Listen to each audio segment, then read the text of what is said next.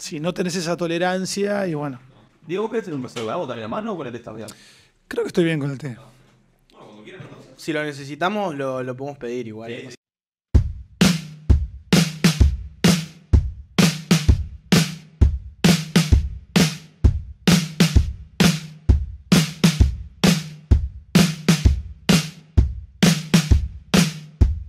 Diego, bienvenido. ¿Cómo estás? Un gustazo. Vamos a arrancar con un editorial. Algo poco frecuente en Al Hueso, pero tenés que aguantar un minuto que hago un editorial y ahí arrancamos formalmente. Pa. Tenés que ¿Minuto escuchar. entero? Sí, no, un minuto entero no, capaz es más cortito. Editorial. ¿Miro la cámara? No, te miro a vos. Temas de seguridad y el abordaje mediático. Me pone incómodo, me cuesta abordar estos temas y explico por qué. En los gobiernos del Frente Amplio me parecía recontra incómodo agarrar, como a veces se hacía, ¿viste? Un caso particular recontra sonado. Pensás si querés el crimen de la pasiva, ¿no?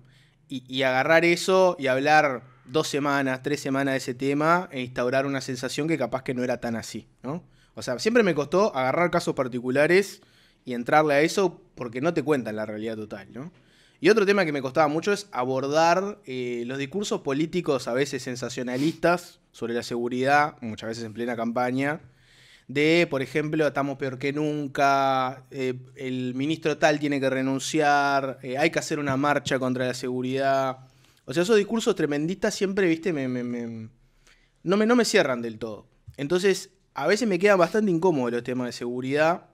Hoy vamos a hacer una nota sobre seguridad, pero obviando todo eso que te comenté, ¿no? Sé que mucha gente debe estar preguntando, bueno, hablen del cuádruple homicidio de Maracaná, hablen de casos vinculados al Ministerio del Interior y filtraciones y cosas. Hoy vamos a no hacer eso. O sea, en algún momento hablaré de esos temas. Vendrá acá alguna otra autoridad del Ministerio del Interior, vendrá algún otro político y hacemos esa nota.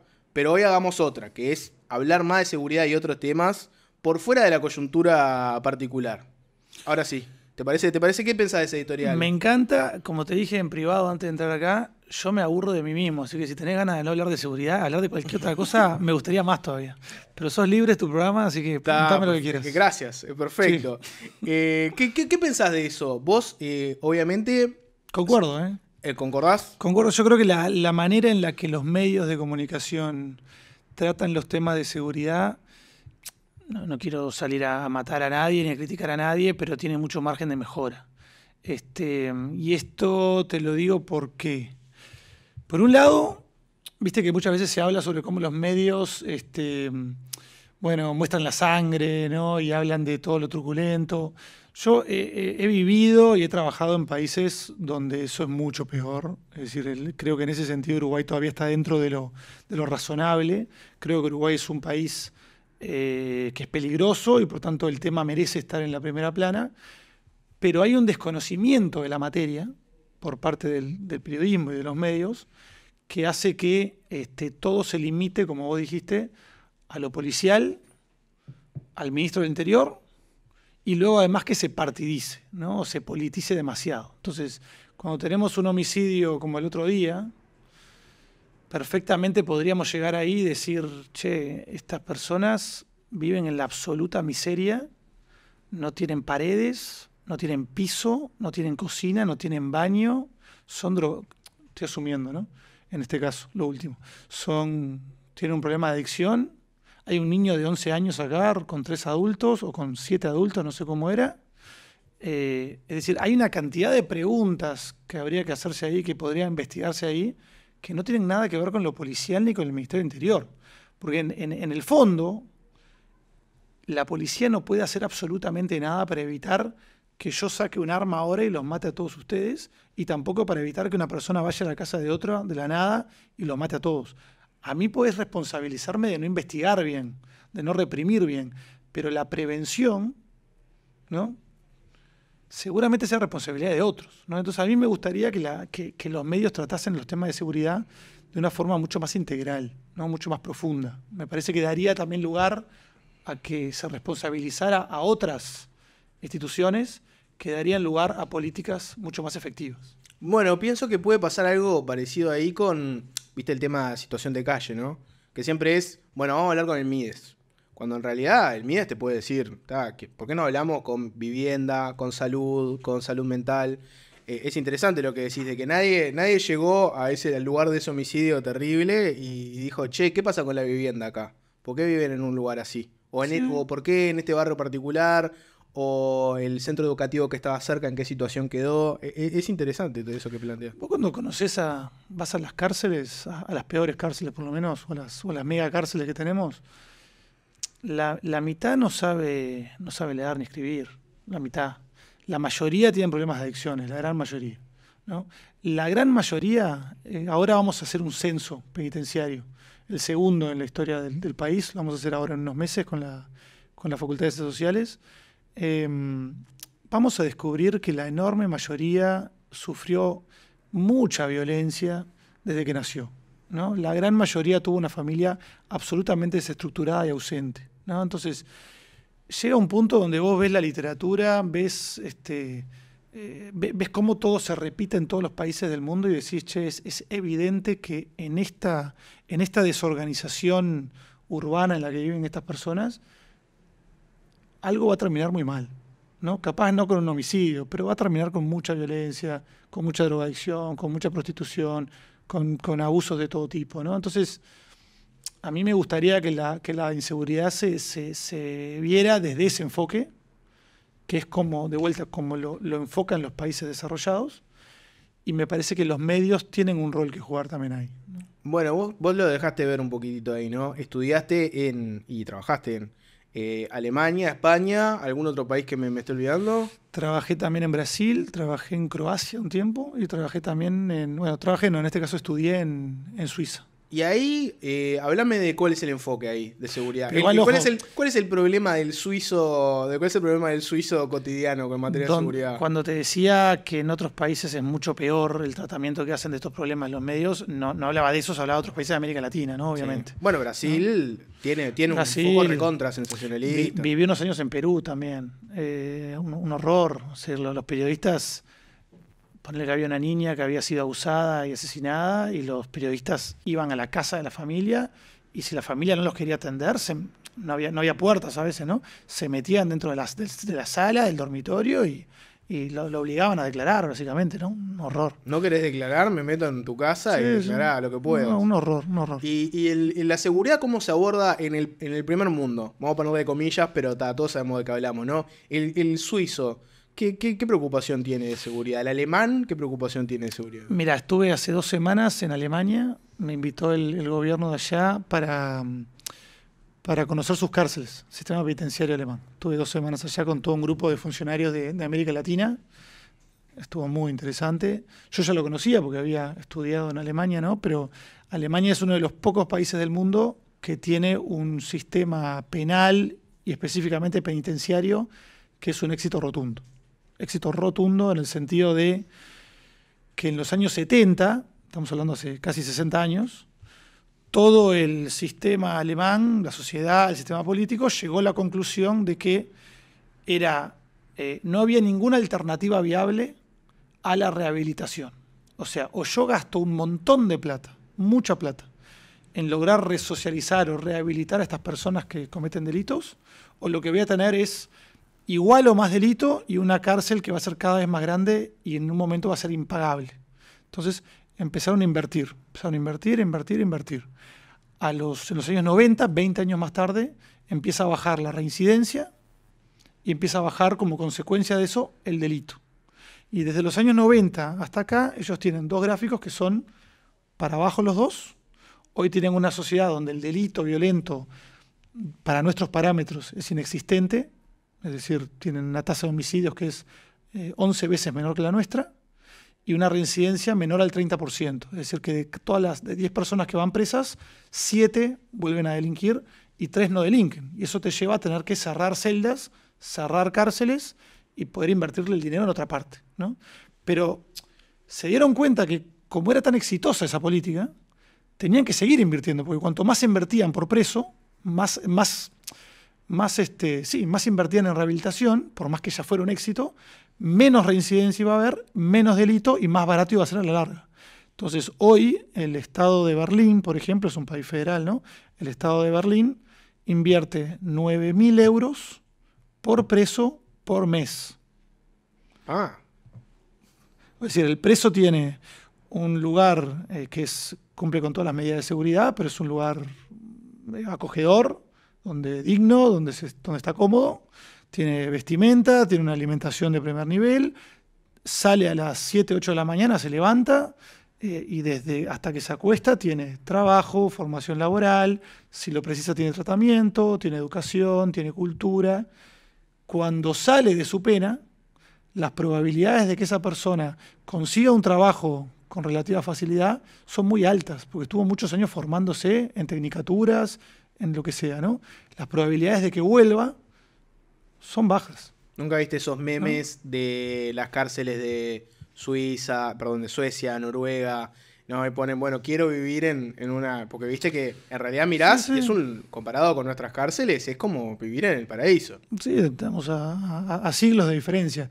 Pero la diferencia más grande no es la material, es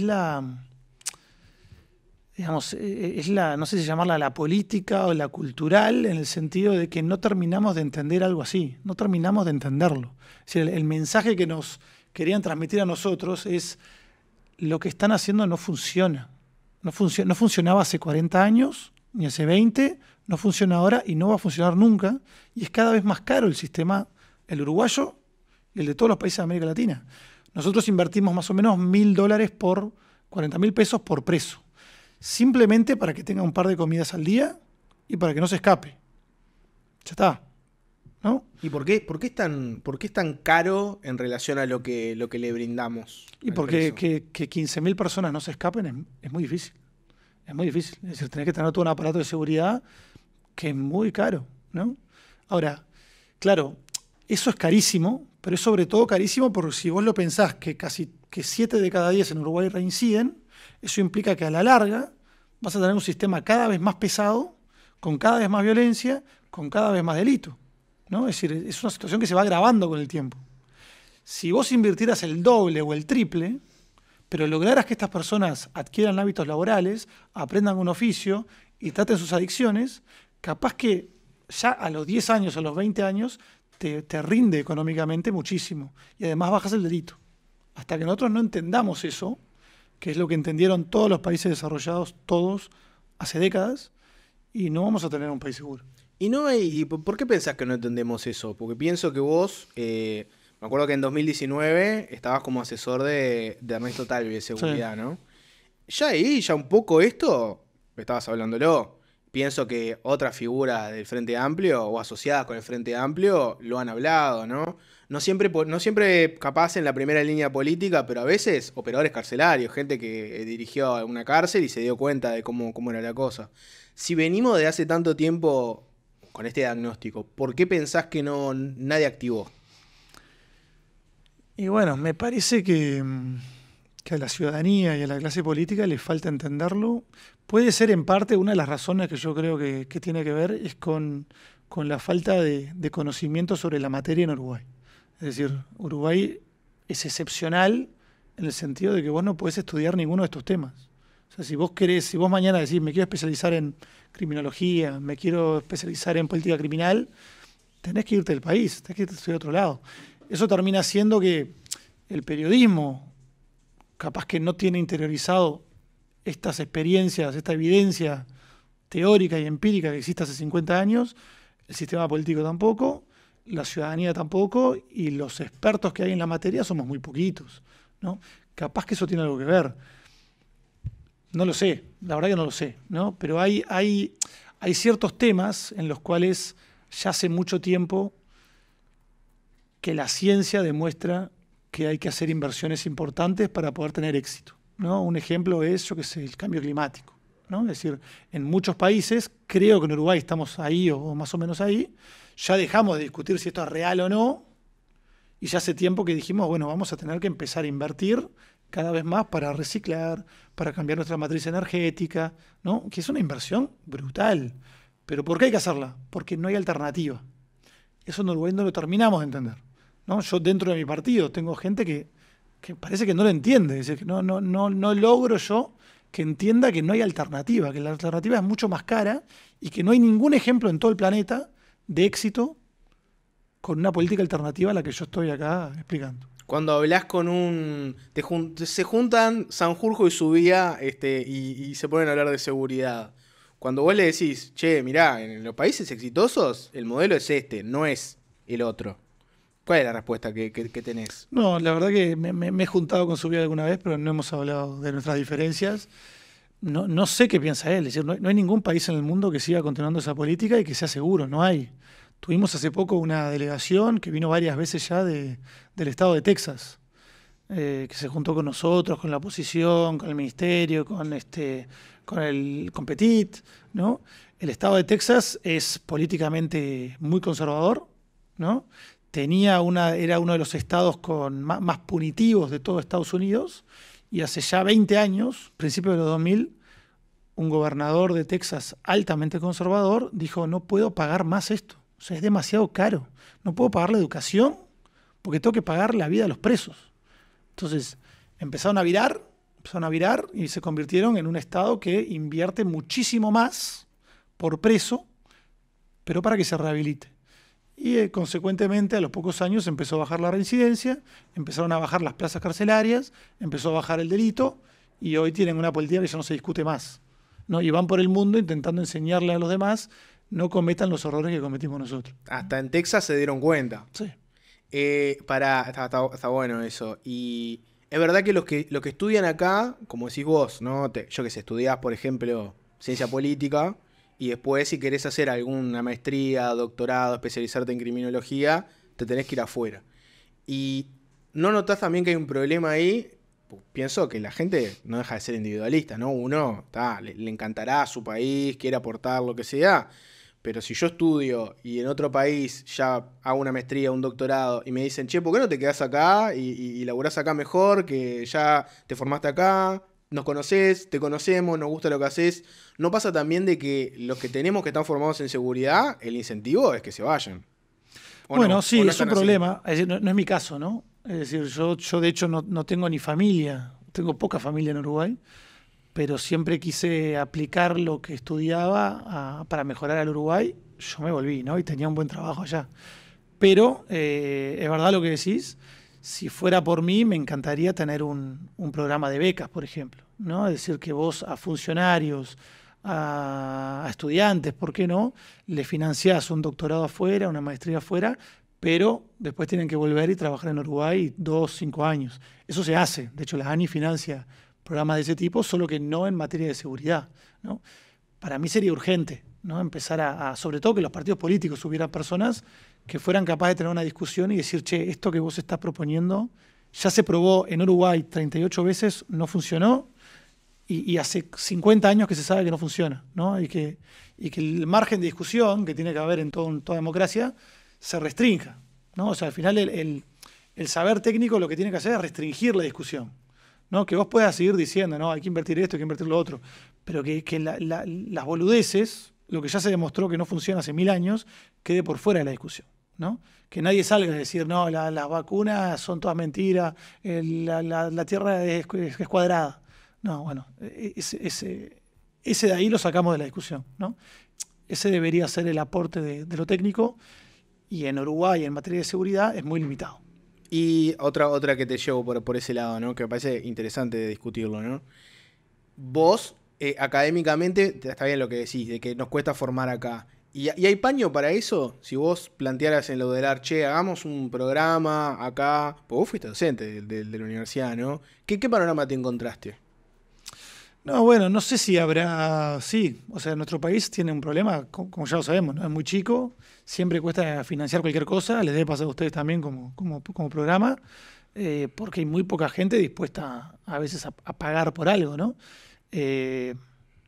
No sé, me parece que la criminología, la ciencia de la seguridad, quiero decir, vos vas a Argentina y tenés licenciatura, maestría y doctorado, entonces no puede ser que nos quedemos en algunas áreas, ¿no? Y no es casualidad que la inseguridad sea el problema número 1 del país y que no tengamos un lugar donde formarse al respecto. O sea, no es casualidad, ¿no?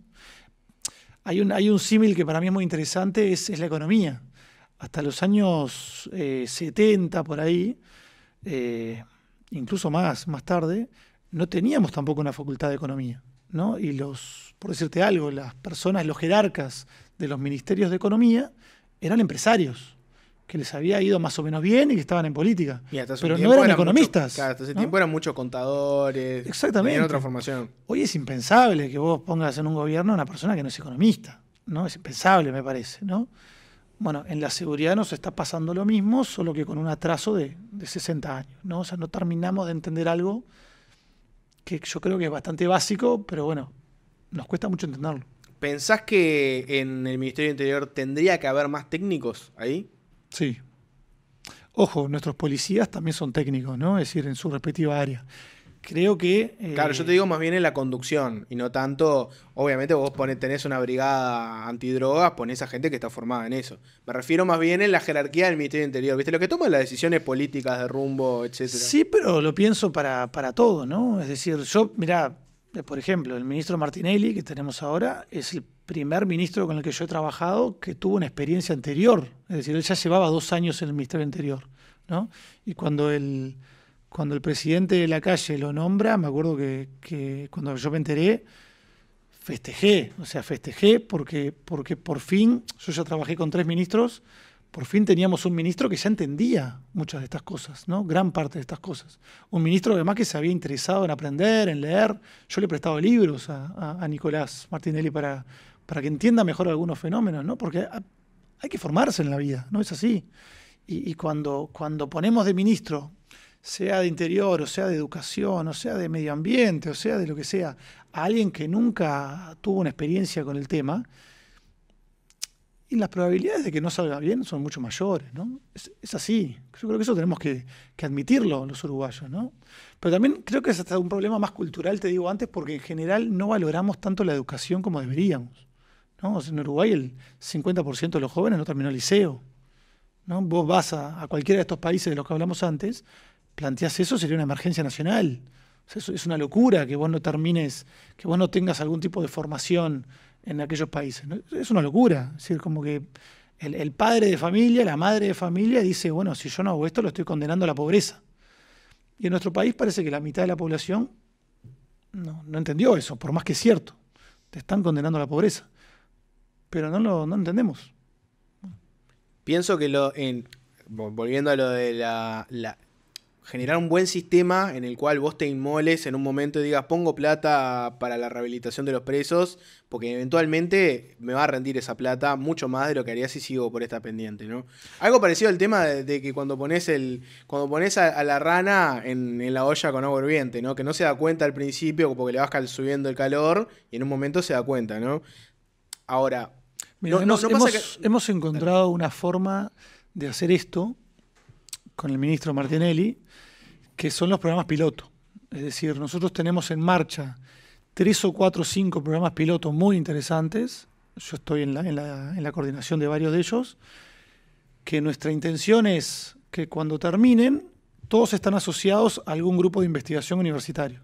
Entonces, durante el piloto y cuando termina el piloto, hay una evaluación independiente. Y si nosotros podemos demostrar que estas personas que pasaron por el piloto reinciden menos que aquellas que no pasaron por el piloto, entonces eso por lo menos nos da la potestad de salir a la prensa, ir al Parlamento y decir, miren, esto funciona, ¿no? Ya sabíamos que iba a funcionar porque cualquier libro básico, manual básico de criminología, te dice que esto va a funcionar hace 50 años. Para el que no le gusta el libro, venís con la experiencia acá, mirá, funcionó. Exacto, ¿no? Y tengo varios de esos. Y no pasa también que al ser un país pobre con todos los problemas que tenemos, ¿no? Pienso, lo que vos decías, la educación, la vivienda, etcétera, al ciudadano de a pie te dice, ¿para qué voy a pagar yo un sistema carcelario donde los van a tratar mejor que capaz que las condiciones que tengo yo? Que no tengo educación, no tengo una vivienda digna. ¿Por qué tengo yo que estar pagando un sistema que al que me vino a robar le vas a dar una vida mejor que a mí? No, bueno, yo creo que nosotros deberíamos darle a ambos una vida más digna, ¿no? Es decir, a mí no me parece bien que en Uruguay haya personas viviendo en la miseria. No me parece bien. Me gustaría que se intentara poder cambiar eso. Pero también es cierto que muchas veces esa situación no cambia por causas que dependen del propio individuo, ¿no? Es decir, si yo le puedo dar una ayuda, muchas veces les damos casas a familias y muchas familias, por suerte, las cuidan y las utilizan, y hay familias que las venden al día siguiente para consumir droga, ¿no? Y tenemos un problemón, ¿no? Cuando la persona está presa, la responsabilidad de esa persona pasa a ser nuestra, ¿no? Pero no es un tema, yo nunca hablo mucho de derechos humanos porque me parece que es un término como muy prostituido. Yo lo pienso más en términos prácticos. Es decir, yo tengo a todas las personas que causan problemas violentos en el país, que son la causa de nuestro mayor problema, las tengo todas juntas, en un lugar que es mío, ¿no? Y yo las puedo forzar, entre comillas, a estudiar, las puedo forzar a trabajar. Las puedo forzar, no me refiero a forzar a poner un arma, me refiero a que si yo le puedo decir, mirá, te doy una instrucción Eso de 4 horas diarias, un incentivo. o te quedás todo el día solo en este hueco, la mayoría lo va a hacer, ¿no? Entonces, desde un punto de vista pragmático, no querer arreglar este problema de esta forma, para mí eso es sin sentido. Otro tema, mundo académico. Yo te he escuchado decir varias veces que tu experiencia como profesor acá en la universidad no fue del todo buena, no fue del todo disfrutable, ¿no? Creo que hubo una columna en El Observador en tu tiempo de columnista ahí, y en una entrevista hace poco en Miedo al Éxito, en el streaming Campaña del Miedo, lo comentaste, que fue algo así como, si sos de derecha en la universidad te cuesta mucho más. ¿Es así? ¿Cómo es eso? Sí, a ver, yo no había estudiado en Uruguay, estudié siempre en universidades públicas extranjeras, donde no había una politización como la que hay en nuestras universidades. Es decir, la noción de que el académico, el docente, el estudiante, tenía la política hasta partidaria como prioridad dentro de la casa de estudios, estaba muy mal visto. Es decir, igual que uno quiere tener una biblioteca lo más extensa posible, uno quiere tener tesis doctorales de buena calidad, uno quiere tener un plantel docente plural y bien formado y con títulos de las mejores universidades del mundo. Bueno, la pluralidad política era un objetivo absolutamente central, ¿no? Esto en Uruguay no se da. Es decir, en algunas facultades de la Universidad de la República esto no se da. Es decir, hay un objetivo que es que hayan más personas afrodescendientes, que hayan más mujeres en puestos de dirección, que hayan más mujeres docentes. No hay un objetivo real de que haya una pluralidad política. Y es gravísimo eso. ¿Por qué es gravísimo eso? Porque vos no podés tener una educación de calidad. No podés tenerla. Igual que no podés tener una educación de calidad si todos son hombres blancos, no podés tenerla, porque hay una cantidad de miradas, de enfoques, de experiencias y vivencias que no vas a ver reflejada en la investigación, en la educación y en la docencia. También vas a tener una mitad política del país que no está reflejada, ¿no? Entonces, sí, no es un tema del que me guste hablar demasiado. Tengo grandes amigos de la Facultad de Ciencias Sociales que los mantengo hasta hoy, algunos de mis mejores amigos incluso, y creo que tiene a los mejores investigadores y docentes del país, simplemente también porque es más grande que las demás universidades, ¿no? Pero es una universidad de mucha calidad para el Uruguay, sin duda. Pero en ese aspecto está muy equivocado. ¿Pero es un tema institucional o es un tema del relacionamiento cotidiano? Porque institucionalmente una cosa sería que si vos tenés un cierto perfil político no avances. Yo que sé, pienso en el clásico concurso para llegar a un grado superior, ¿no? Una cosa es que te releguen, que quedes, viste, en los grados inferiores porque tenés como una simpatía por los blancos, colorados, lo que sea. Pero otra cosa es el roce social, ¿no? Una cosa es que te digan, que un estudiante te diga que sos un rancio, y otra cosa es que venga a alguien en el que estás en un concurso y te diga, mirá, Diego, no vas a avanzar porque la verdad que gente como vos no queremos. O sea, ¿no hay una diferencia ahí? Lo que pasa es que esto es como siempre en los casos de discriminación. Es decir, nunca hay evidencia como para poder decir, a mí me sacaron porque no tenía el color de piel adecuado. Nunca tenés evidencia. Nunca va a venir alguien a decirte, no te vamos a dejar avanzar por no ser de izquierda. Me parece que la evidencia más bien cuando en esos casos está en si vos podés ver, ¿no?, una institución donde todo el mundo tiene un cierto color de piel, donde todo el mundo es de un mismo género, donde todo el mundo es de un mismo lado político o incluso de un partido político. evidentemente hay un problema muy grande, ¿no? Eso es todo lo que puedo decir. Y no hay también una diferencia entre facultades, porque pienso que, yo qué sé, te cuento mi experiencia, si querés, en comunicación había un cierto público, después estuve en medicina un tiempo, ahí había otro público distinto, y después la gente te contará sus experiencias propias, yo qué sé, en veterinaria debe haber otra onda, en derecho debe haber otra onda, Humanidades es un mundo aparte. Humanidades tiene a un grupo maoísta entre los estudiantes. Por eso te digo, no depende mucho también de qué facultad te toca. Sin duda. O sea, para no hablar de mi experiencia, porque no me gusta tampoco darle palo de vuelta a un lugar donde tengo grandes amigos trabajando. La Facultad de Humanidades, yo he entrado varias veces a hacer alguna cosa y no te sentís cómodo. Ya, o sea, no seamos bobos con esto. O sea, uno entra a la facultad y te das cuenta que dependiendo del color político que seas, no te vas a sentir cómodo. Y es la realidad. Y te lo dicen todos los estudiantes, te lo dicen los poquísimos docentes que tienen que son de otro palo. Yo qué sé. A mí cuando viene alguien y me dice, mira, en este lugar a las mujeres nos va muy mal, ¿no? Por ejemplo, en el Ministerio del Interior hay un problema, porque la enorme mayoría de los policías son hombres, ¿no? Es muy raro encontrar una mujer, y hemos hecho esfuerzos, hemos puesto a policías, la primera mujer a cargo de una jefatura de Montevideo, tenemos a mujeres dirigiendo direcciones nacionales, ¿no? Pero son absolutamente excepcionales, ¿no? Entonces, cuando alguien viene y me cuenta eso, no hace falta decirle, pero ¿tenés alguna evidencia de que a vos te sacan por esto? No, evidentemente si sos el 2% en un país donde son 50-50, y un problema hay un problema, ¿no? Y lo importante para mí es no tanto que haya un problema, sino que se reconozca que hay un problema y hacer algo para cambiarlo, ¿no? Y cuando no se quiere hacer algo para cambiarlo, cuando se rechaza, entonces ya queda, es la prueba de que efectivamente hay una política informal de discriminación hacia algún lado. Gran casa de estudio de humanidades, la reivindico fuerte, excelentes docentes, paso el aviso. Habiendo dicho eso, me interesó lo que dijiste, Ministerio Interior. Es verdad que uno piensa en seguridad, como dijimos antes, y piensa en un policía, y probablemente la imagen que tengas de un jefe policial es un tipo blanco, hombre, ya con ciertos años, ponele, no es un tipo joven, debe tener unos 40 y algo, ¿no? Casi 50. Tal vez tenga un poco de panza, tal vez pueda tener un poco de panza. ¿Hay una diversidad en el Ministerio del Interior hoy en día o no es tan diverso? No, yo no diría que es así como decís. Es decir, la mayoría son hombres jóvenes, de clase media o para abajo.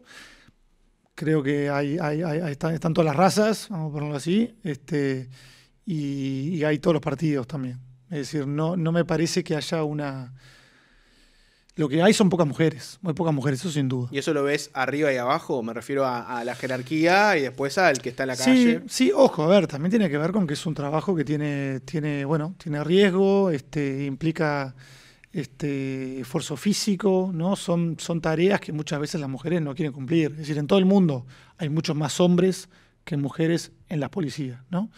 Pero es un problema, porque te estás perdiendo realmente de vuelta de una forma de trabajar que no todos hemos vivido lo mismo, ¿no? Entonces la política pública tiene que ser plural para que sea de la mayor calidad posible, ¿no? Dicho esto, hay un problema sí que nosotros... Bueno, yo estoy asesorando a Robert Silva, ¿no? En materia de seguridad, hemos puesto adelante 20 medidas. Una de ellas es acabar con toda la selección directa de todos los cargos de dirección en la Policía Nacional. Es decir, en la Policía Nacional, al igual que en tantas instituciones, incluyendo las que hemos hablado hoy, los partidos políticos son tan fuertes que cuando llegan tenés la potestad de cambiar a todo el mundo a dedo y poner a gente de tu confianza, ¿no? Y eso generalmente lo que termina haciendo es que no siempre, pero en muchos casos, bueno, lo político partidario tenga un rol importante, ¿no? Y eso es un problema. Para mí, yo creo que es un gran problema. Porque yo lo que quiero es que el policía joven, lo que piense desde que entra en la escuela de policía es, cuanto más me esfuerce, cuanto mejor trabaje, más lejos voy a llegar. Porque ningún policía, o la mayoría de los policías, no quiere ser un agente toda su vida, sino que quiere tener también responsabilidad, quiere poder mandar, quiere poder influir, quiere poder cambiar cosas, ¿no? Entonces, yo quiero que desde el principio se sepa que el puesto de más arriba va a ser por llamado. por un llamado interno, donde hay un comité o alguien, un grupo de expertos que lo valore.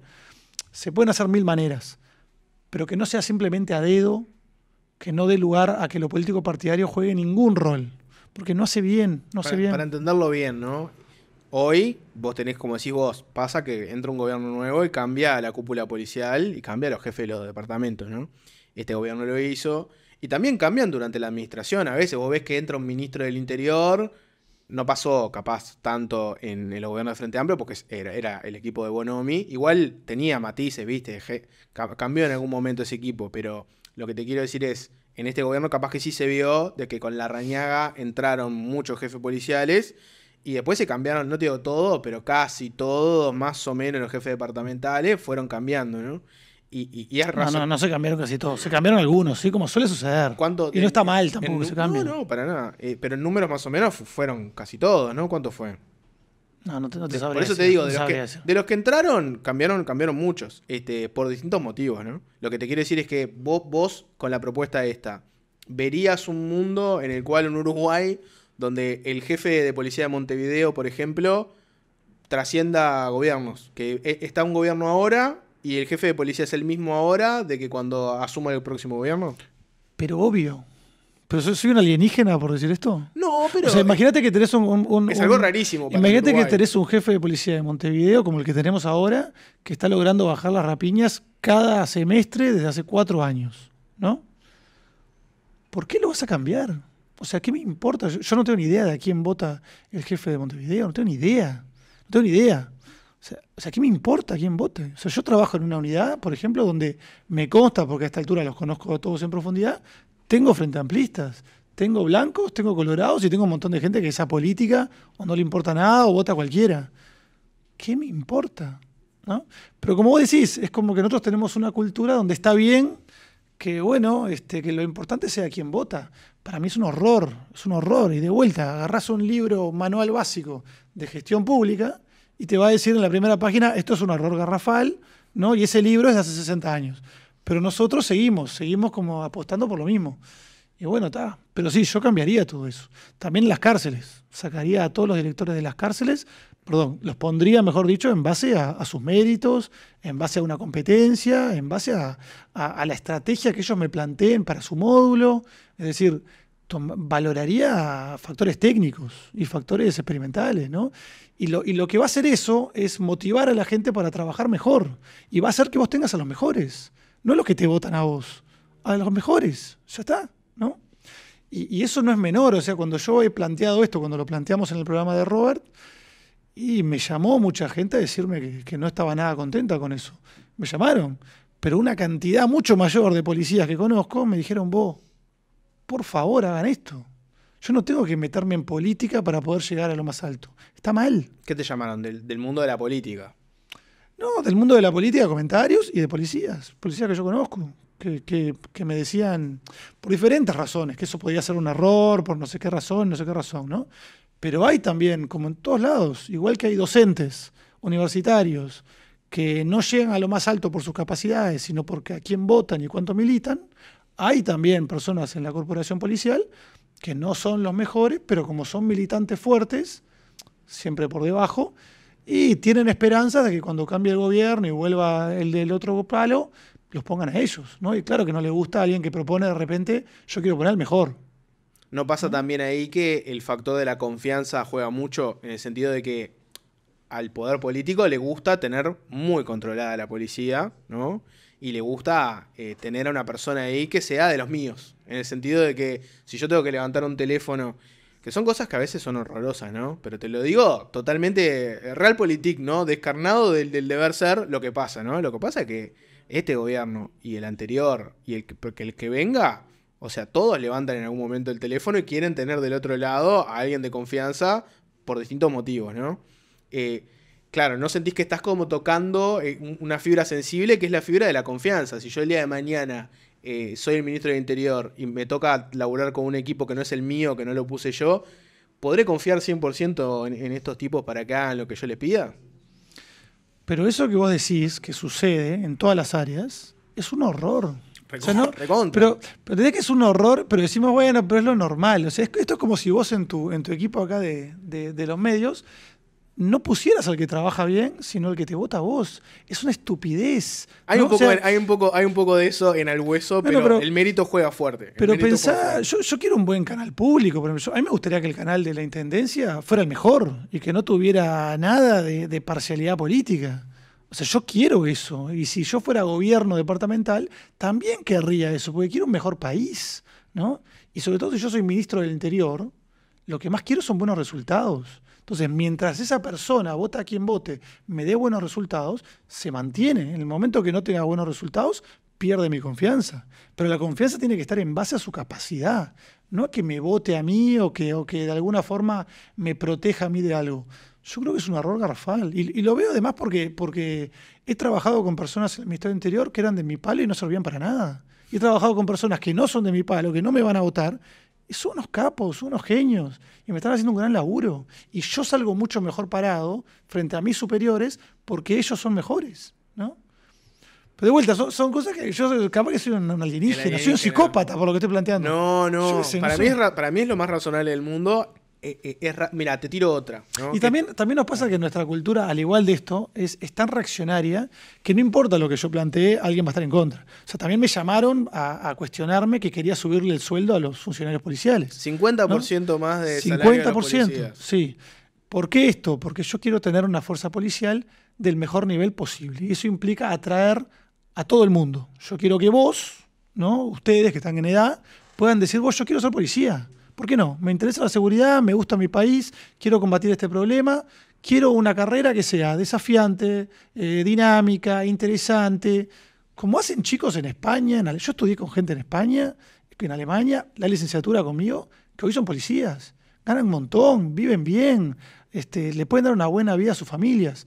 Acá no, acá lamentablemente, como también con otras profesiones, los maltratamos, les damos un sueldo tan bajo que vos tenés que ser policía por vocación, prácticamente, ¿no?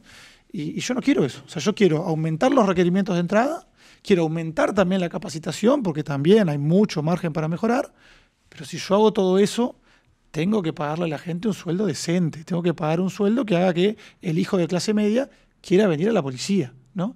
Y aunque te parezca increíble, recibí muchas llamadas de gente diciéndome: eso es un error garrafal, no poder pagarle y tratar mejor a la tropa, ¿no? Sobre todo de ex policías, ¿no? Y ahí hay una mezcla de ser reaccionario, como no me tocó a mí, no quiero que le toque a otros.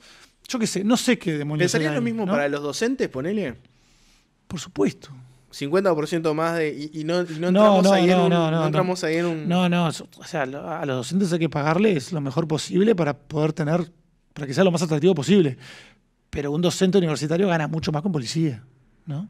No, lo pienso más bien en secundaria, que también tienen... Pero también ganan depende mucho de la mejor. cantidad de horas que trabajen, cuánto ganan, obviamente. En la policía también, ¿no? Depende del lugar que te toque, mil factores. Sí, pero digamos, el personal subalterno, que es el 90 y pico % de la fuerza, gana mal. Ya está, gana mal. O sea, este gobierno hicimos un gran esfuerzo para subirle, porque todos pensamos que ganan mal. Les hemos subido un 15% el salario, ¿no? Pero no es competitivo y no es acorde a la responsabilidad enorme que tienen estas personas. Me acuerdo cuando en 2019, vuelvo a cuando estabas como asesor de seguridad de Talvi, ¿no? Vos diste aquella entrevista donde te preguntaron un poco por cómo veías el Ministerio Interior, no sé qué. Ahí estábamos saliendo de la gestión Bonomi, ¿no? Sí. Saliendo, en realidad, estábamos en plena gestión Bonomi. Y vos ahí hiciste una declaración que hizo mucho ruido, pero si vas a la nota, vos un poco lo que hiciste fue analizar lo bueno y lo malo. Y en la lista de lo bueno habías puesto que profesionalizar a la policía. Y en la lista de lo malo pusiste mil cosas, ¿no? Pero ya solo haber dado una cosa buena y haber hecho una evaluación positiva de cosas como, yo qué sé, subirle el sueldo a los policías, profesionalizarlos, meter más tecnología, ya con eso ya ameritó que te cayeran con todo. No, me costó carísimo. Carísimo en términos políticos, en términos profesionales, en términos hasta personales. Me costó carísimo esa declaración. Pero la mantengo. Es decir, la gestión de Bonomi no fue buena, fue mala, porque cada año fue peor que la anterior en materia de resultados. Y al final todo lo que hacemos es para tener resultados, si no, no sirve para nada, ¿no? Pero dicho eso, por supuesto que en 10 años tengo cosas para rescatar, obviamente, ¿no? Del gobierno, de la gestión de Bonomi y de seguramente casi cualquier ministro del Interior que haya pasado por ahí, ¿no? Y en este caso se dio que durante esa gestión se aumentaron mucho los salarios. Y está bien, está bien.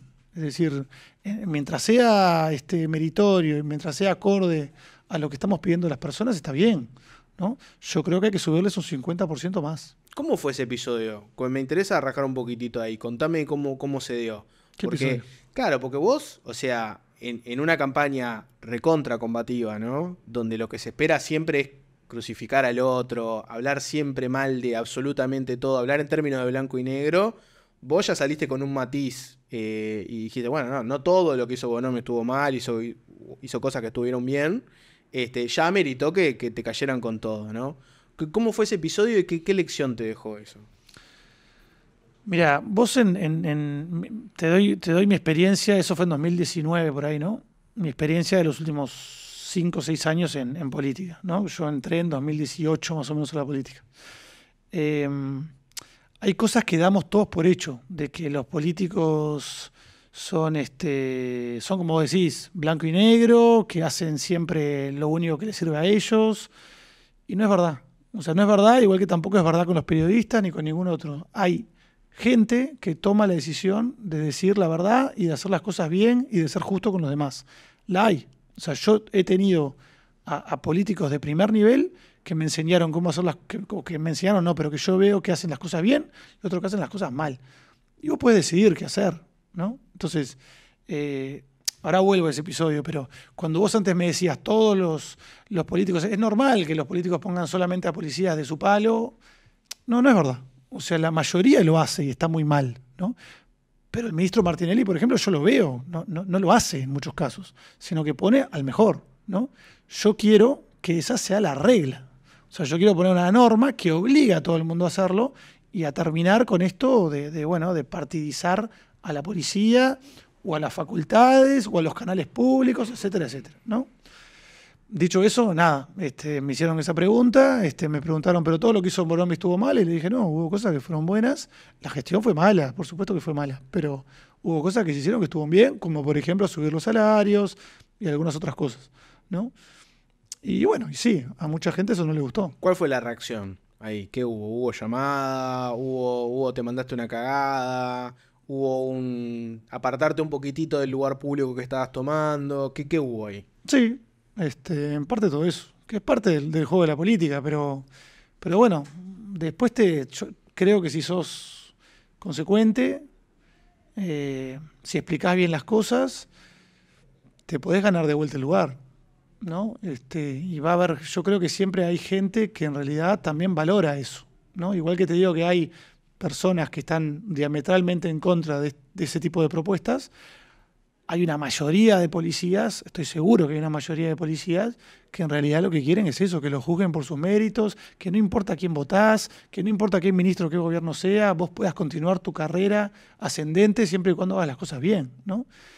Y bueno, yo me la juego a esa gente. Te tiro otra de tus propuestas de alienígena aterrizado en Uruguay, que está buena analizarla por este otro episodio, ¿no?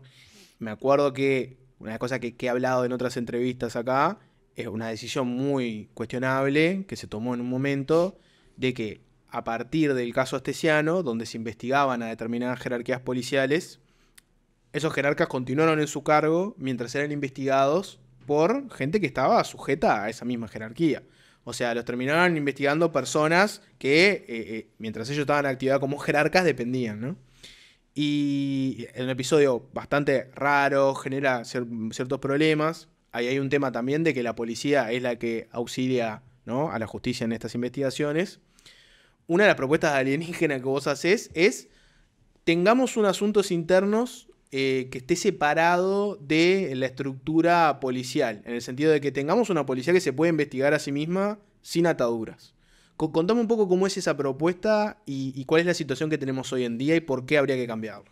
O sea, en Uruguay, en nuestro Ministerio del Interior, en nuestra Policía Nacional, hay una dirección de asuntos internos que depende de las jerarquías, ¿no? Y que también lo tengo que decir, hace un gran trabajo, tiene grandes profesionales, se ha fortalecido y para mí hace un gran trabajo Y el caso Esteciano es un ejemplo de que hace un gran trabajo. Y muchas veces hay en la prensa, sale alguien a cuestionarlo, no sé qué. Cuando estás adentro y te enterás de la situación, te das cuenta que no suele ser el caso, ¿no? El otro día una fiscal, por ejemplo, dijo, no, me jodió la policía, dijo. Y luego tuvo que retractarse, porque en realidad la policía había hecho su trabajo de manera impecable. Esas cosas suelen pasar. Ahora, Habiendo dicho eso, ¿soy un ovni, soy un psicópata por plantear que quienes investigan, que la policía, que tiene que investigar a la policía, debería ser independiente o debería por lo menos depender de otras jerarquías? ¿Soy un psicópata por plantear eso? Es decir, así es en Italia, así es en Alemania, así es en Europa. Es decir, ¿no? En otros países hay una policía judicial, ¿no? O sea, el poder, la justicia tiene su propio cuerpo policial para investigar, por ejemplo, casos como estos. cuando ¿no? la justicia tiene que investigar a la policía, tiene Exactamente. otra policía a la que llamar. Exacto. A mí eso me parece que a lo mejor, bueno, en Uruguay tenemos una ventaja que está muy bien, que es que tenemos una sola policía, y eso desde un punto de vista organizativo es bueno.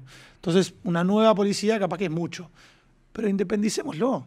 Ya está. No es gran cosa, ¿no? Lo que pasa es que tenemos siempre ese chip de bueno, quiero que todo siga como está, pero si es una mala idea, decímelo. A mí me parece una muy buena idea. A mí me parece una buena idea. Tengo la pregunta de si no...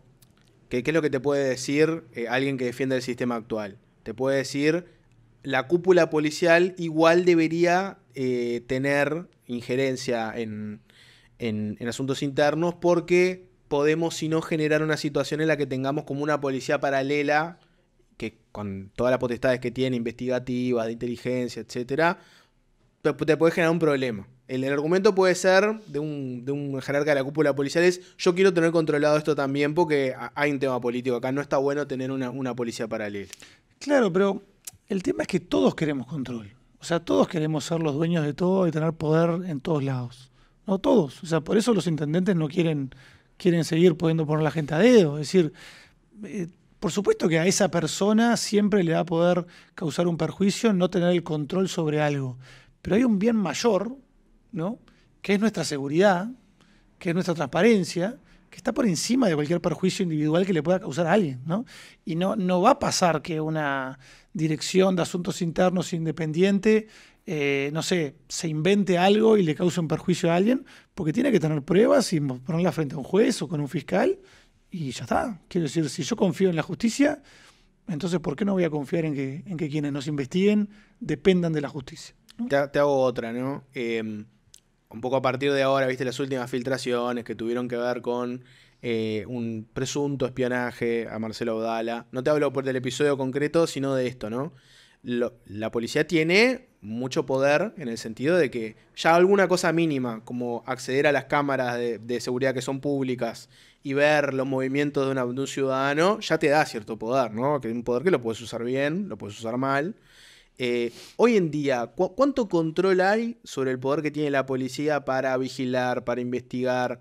Hoy en día, por cómo está la situación, cómo es el balance de poderes que hay entre la policía y la política, ¿puede pasar que se te escape alguien que haga una investigación paralela, alguien que siga a una persona sin que nadie se entere? ¿Ese tipo de cosas pueden ocurrir en el sistema que tenemos hoy? A ver, una cosa es que me preguntes cómo funciona, qué limitaciones hay, qué controles hay y si son efectivos. Otra cosa es que me preguntes, ¿esto podría pasar? Por supuesto, todo puede pasar porque todos somos seres humanos. A todos nos podemos equivocar, todos podemos hacer algo mal, todos podemos perder. Si una persona malintencionada siempre puede de alguna forma encontrar la vía, ¿no?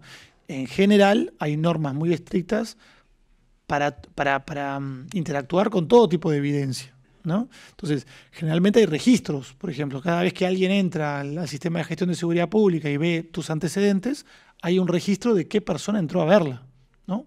Si yo bloqueara el acceso, no puedo trabajar, tiene que haber un acceso, pero luego está la manera de saber quién lo hizo, ¿no? Y esa es la seguridad que vos tenés. Si luego vos un día decís, che, alguien me perjudicó y cómo es posible, bueno, la Dirección de Asuntos Internos o un juez o la misma policía va a poder saber quién fue la persona que entró a ver tus antecedentes. Lo mismo con las cámaras, lo mismo con el guardián, lo mismo con cualquier servicio de inteligencia. Es decir, hay un registro que hace que quede registrado quién entró, ¿no? Y siempre hay personas, porque somos seres humanos, que van a intentar a veces, por alguna razón rara, y bueno, abusar de ese sistema. Yo creo que en la mayoría de los casos, por suerte, logramos saber quién fue y tiene consecuencias, como mostró el caso Astesiano. Ese registro, claro, ese registro se puede modificar o se puede tocar de alguna forma. No tiene tanto que ver, pero te acordás que en el caso Astesiano se dio una situación rara con el tema de sus antecedentes, ¿no? De quién había entrado a ver si Astesiano tenía antecedentes y si se había tocado la ficha de Astesiano de alguna forma. Hoy puede pasar que alguien agarre y tipo se meta en los antecedentes de míos o tuyos y diga, no, en realidad esto que tenía lo borramos.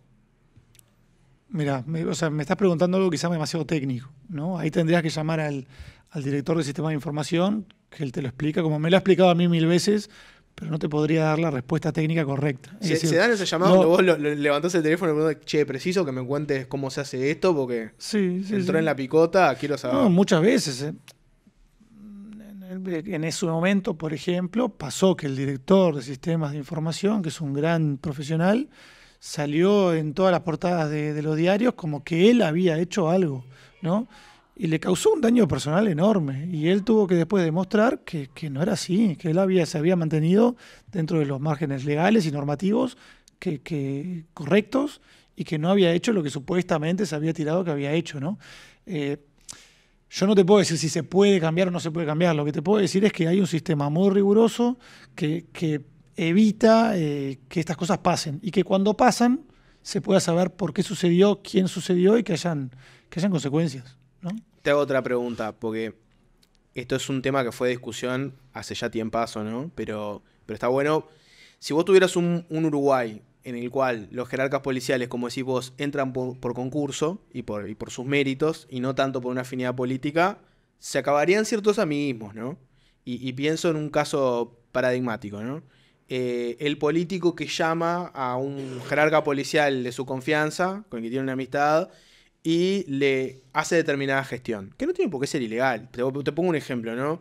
Me acuerdo que Germán Cardoso entró en la picota hace mucho tiempo por esto, ¿no? De llamar y decir que vos te llegó información sobre un delito, ¿no? O que te pasó algo a vos. Que eso es una gauchada que se hizo toda la vida, ¿no? De los políticos llaman a la policía y le dicen, che, me llamaron tal persona, tal conocido mío, tal votante, lo que sea, y le robaron la casa. Pónganse a investigar esto, ¿no? Ese tipo de cosas se hacen, se siguen haciendo hoy en día y la otra es, ¿hay que cambiarlo eso? A ver, lo que creo que hay que parar es el clientelismo, en cualquiera de sus formas. Hay que combatirlo siempre, igual que la corrupción, hay que combatirla siempre. Ahora, se da también que, claro, yo entro al ministerio todos los días y me cruzo con algunas personas que trabajan ciertos temas de estos, con los que yo a veces es como el almuerzo. Entonces, es decir, evidentemente, si yo tengo un problema, capaz que no voy a hacer la denuncia y hago todo el proceso, sino que se lo cuento a la persona que sé que se va a encargar de eso. Claro, pero ¿no? olvídate del relacionamiento cotidiano que puedes tener vos, por ejemplo, que es normal. Si trabajás en el Ministerio del Interior y viste un delito, te llegó algo, lo vas a hacer mucho más expeditivo. O sea, te pongo un ejemplo propio, ¿no? Es decir, hace poco tiempo, ¿no? Me ha pasado ya decenas de veces, pero hace poco tiempo me llamó alguien de mi partido político y me contó de un problema que tenía un conocido muy cercano y quería ver si yo podía entrar a su expediente y ver si tenía antecedentes. Con la mejor buena intención del mundo, es decir, quería proteger a una persona suya, ¿no? La mejor buena intención del mundo. Y le dije que no. Le dije que no porque estaba mal. Es decir, además de que yo no tengo acceso a eso, pero capaz que yo podría, capaz que hay otra persona que hubiera dicho, mirá, llamo a tal policía que sí tiene acceso y le pido que lo haga. Y seguramente nadie nunca se va a enterar, porque nadie se va a poner a ver quién entró a ver los antecedentes de esa persona, ¿no? Pero está mal y además estoy poniendo en riesgo a otra persona, además de todo eso, ¿no? Pero creo que está mal. Y le dije que no correspondía, que lo lamento, pero no correspondía y le sugerí qué es lo que debía hacer. Y capaz que esa persona pensó, este es un boludo. Sí, capaz que sí. Porque seguramente. El solete de Sanjurjo no me dio una mano. Capaz que hay otra gente que sí lo hace. Pero yo creo que no está bien. Creo que no está bien. O sea, para algo están las normas. Y si las normas están mal, cambien las normas. ¿No? Pero yo no me puedo saltear la norma. Pero esa es mi forma de ver las cosas. Y bueno, no sé. Quiero creer que hay mucha gente que concuerda conmigo. Yo pienso lo mismo, pero también cuando ocurren ese tipo de situaciones, pienso en el propio Cardoso en su momento, la defensa es bueno, yo vi un delito o me enteré de algo, entonces lo reporté. Claro, no, Lo que en pasa es que ese para caso, la ciudadanía, no sé. lo que pasa es que para la ciudadanía hace un ruido, porque la imagen es, pienso en el caso concreto que vos contaste ahora, ¿no? Si conocés a Sanjurjo tenés coronita, entonces, porque el 90% de la gente que no tiene el teléfono de Sanjurjo no lo puede llamar para decir, che, me gustaría que me des una mano con tal cosa. Sí, a ver, francamente te lo digo, yo tengo muy mala memoria. No me acuerdo por qué terminó renunciando Cardoso. Me acuerdo que hubo un lío sí con el jefe de policía, pero no me acuerdo para qué lo llamó ni qué le dijo. Si lo que hizo fue denunciar un delito, no me parece grave. Es decir, yo también puedo llamar a un comisario que lo conozco y decirle, mirá, hay un delito acá. No me parece mal porque hay una buena intención detrás. Distinto es lo que yo te digo, que me estoy metiendo a ver el expediente de un tercero, ¿viste? Que las normas me prohíben hacerlo. Ya está. ¿No? No sé, me parece que hay niveles de gravedad, ¿no? Sí, obvio. Evidentemente. No es lo mismo, pero creo que en general el clientelismo es muy, muy, muy malo, ¿no? Y la línea que separa el clientelismo de la corrupción es tenue, ¿viste? Es difícil. Entonces, son cosas que me parece que hay que combatir.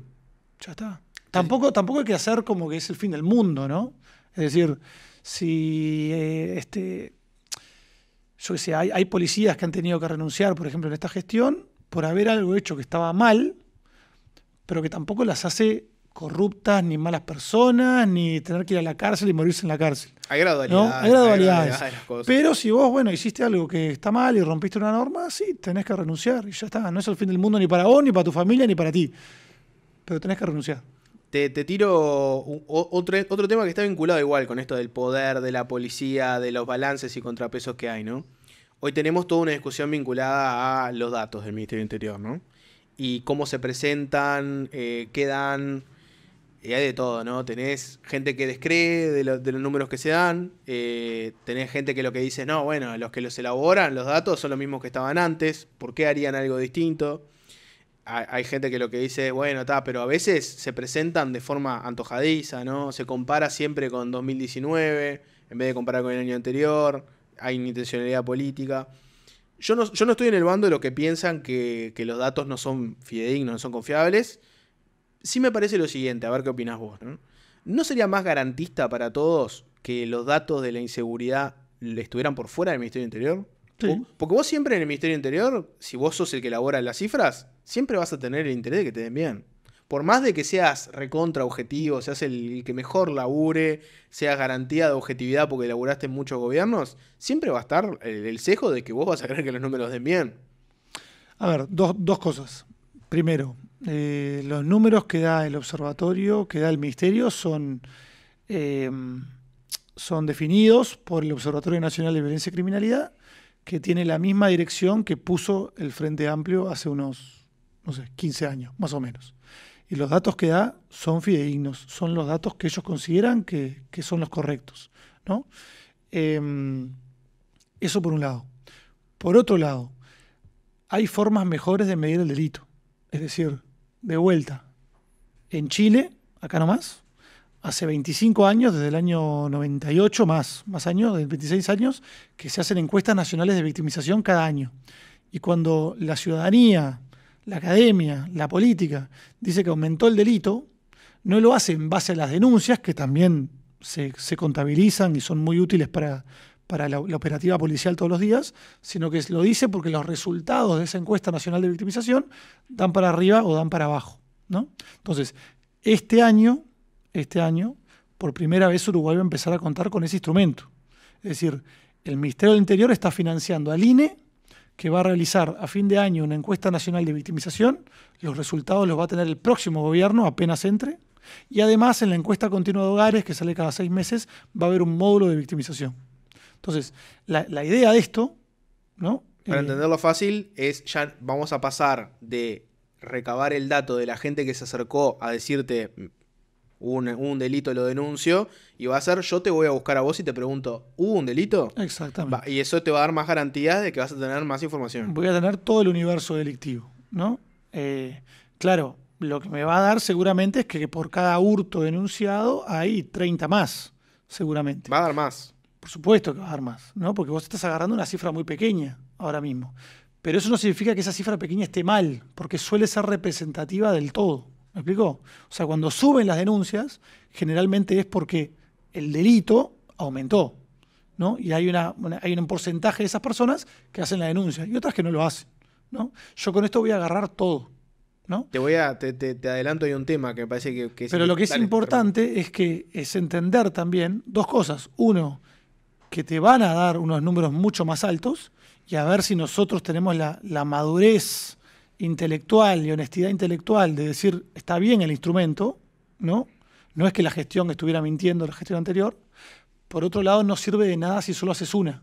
Eso te iba a decir. El próximo gobierno tiene que continuarlo. Ya veo venir, ¿no? te pregunto acá, ¿no? Ya más políticamente, ¿no? Ya veo venir la película y te la cuento y decime si no es lo mismo, ¿no? Lo que va a pasar es que vos vas a hacer una encuesta de victimización que te va a dar números peores de los que tenés ahora, ¿no? Como decís vos, antes tenías una denuncia de un hurto, te va a dar por 30 eso. Y lo que va a pasar es que desde el lado de oficialismo o oposición, dependiendo de quién gane ahora el gobierno, desde el Frente Amplio te van a decir, vieron que era verdad lo que yo decía, de que la gente denunciaba menos, de que había mucho más. Ese exitismo que tenían ustedes de decir, miren que estamos bárbaros porque bajaron los hurtos y las rapiñas, en realidad era porque la gente no denunciaba. ¿Cómo vas a salir a contestar eso? Que te digo, es bastante obvio que va a salir por ahí.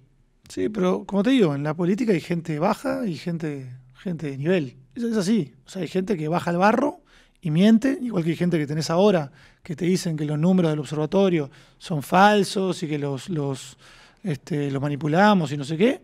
Es gente que con tal de tener un cargo de vuelta o de llegar al poder, miente. Y no le importa en lo más mínimo. Y hay votantes que también son así, que no les importa si le están mintiendo o no, con tal de que su fuerza política vuelva al poder, hacen cualquier cosa. Yo voy a aspirar a aquellas personas. Yo creo que en la oposición también van a haber personas que son honestas intelectualmente, igual que las hay de todo tipo en la coalición republicana, y espero que el próximo gobierno entienda la necesidad de saber cómo evoluciona el delito. Porque al final, este es el gran problema, ¿no? Vos me preguntabas si debería haber más técnicos. Yo creo que sí, porque es necesario explicarle al jerarca que lo que estás haciendo cuando no haces encuestas de victimización es pegarte un tiro en el pie. Porque vos en realidad haces un mapa de calor sobre dónde están hurtando, por ejemplo, que está mal. Está mal porque solamente toma en cuenta las denuncias. Vos no sabés dónde están hurtando. Sabés dónde denuncian que hay hurto. Exactamente. Que no es lo mismo. ¿No? Exactamente. Y eso de vuelta no significa que no esté bien la medición ni que no sea representativo. Pero si vos haces encuestas nacionales de victimización o este módulo de victimización, que es una innovación para América Latina que estamos haciendo, vas a tener un panorama mucho más rico y te va a permitir combatir el delito mucho mejor y vas a tener resultados mucho mejores, ¿no? Y con ese criterio técnico que vos decís que lo comparto, que está bueno, ¿no? ¿No te parece que a veces el gobierno políticamente es muy exitista con la seguridad? En el sentido de que si vos sabés que la información que tenés es válida, pero no es de la mejor calidad posible, ¿no te parece que es muy arriesgado salir a decir, no, miren que estamos mucho mejor, bajó mucho el delito? ¿No te parece que no sería más moderado admitir que capaz que no es que haya habido una baja tan grande, sino que la gente por motivos varios puede denunciar menos? No. ¿Por qué?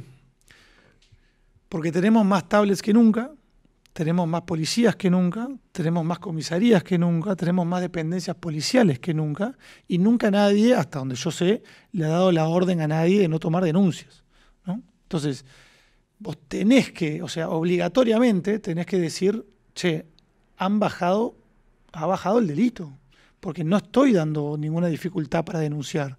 Por supuesto que alguien puede ser que haya ido a una comisaría en no sé dónde, se encontró un policía que no tenía ganas ese día de tomar otra denuncia y le fue mal. Pero no es generalizado. Si fuera generalizado, entonces estaría lleno de videos de personas que van a denunciar y no les dejan tomar la denuncia. Pero eso no pasa, ¿no? No, para mí no pasa también, pero no tiene por qué ser algo estructural del gobierno, puede ser una cosa como más de fondo. Te pongo un ejemplo cotidiano, ¿no? Si vos vivís en un barrio inseguro, donde ves que a la gente la roban constantemente y que no hay una gran aclaración de esos robos, donde escuchás tiros todo el tiempo, si el día de mañana te hurtan, capaz que no vas a denunciarlo porque si está en el panorama en el que estoy ahora, ¿en qué va a cambiar? Claro, pero eso pasa. Pero lo que vos estás proponiendo es que hubo un cambio. Es decir, si bajaron 30% las rapiñas en 4 años y pasó eso, entonces lo que tendría que haber sucedido es que en muchos barrios de Montevideo aumentó el delito tanto que la gente empezó a descreer de la policía. Y yo no veo eso. O sea, lo que debería tener es un aumento de las rapiñas exponencial, brutal, donde pero decenas de miles de uruguayos dijeran, ¿sabes qué? Estoy en, no sé, estoy en el infierno, Sí, no va para así más. que no creo más en el Estado y no voy más a denunciar, ¿no? Y ahí podría haber quizá un descenso. Eso no sucedió. Y de vuelta, el descenso no está tampoco localizado en ciertos lugares, sino que es a nivel nacional, ¿no? O por lo menos en Montevideo, sobre todo, ¿no? Entonces, yo no veo evidencia de eso, no lo veo. Otra cosa que él pensé lo que me ibas a decir es exitista en general, porque sigue siendo un país inseguro y los homicidios no han bajado mucho. Por ahí no fui tanto. Eso es real, eso es real. Por ahí no fui tanto porque en realidad, o sea, si bien hay como un sentimiento exitista de siempre decir estamos mejor, después viene la colita de decir, bueno, pero no estamos conformes. Entonces, no, por eso no iba por ese lado, porque siempre hay. Lo que pasa es que este es el... Vos ya lo has escuchado esto. Este es el primer gobierno desde que tenemos registro que no le va a dejar números peores al siguiente. Es el primero. Es decir, todos los demás gobiernos de todos los palos le dejaron más hurtos, más rapiñas y más homicidios y más abigeato y más robos de autos al siguiente gobierno. Este va a ser el primero y en algunos casos con unos descensos del 20, 30 o 50%. Entonces, yo qué sé, capaz que lo políticamente correcto es decir, no, bueno, no estamos bien, no estoy satisfecho. Bueno, yo no le puedo pedir a los policías que no estén satisfechos por bajar un 30% de las rapiñas. Es decir, es como que a vos mañana el rating te suba un 30% y bueno, no estoy satisfecho. Yo qué sé, yo en ese sentido estoy satisfecho. ¿Me gustaría bajarlo más? Sí, me gustaría bajar los homicidios más, muchísimo.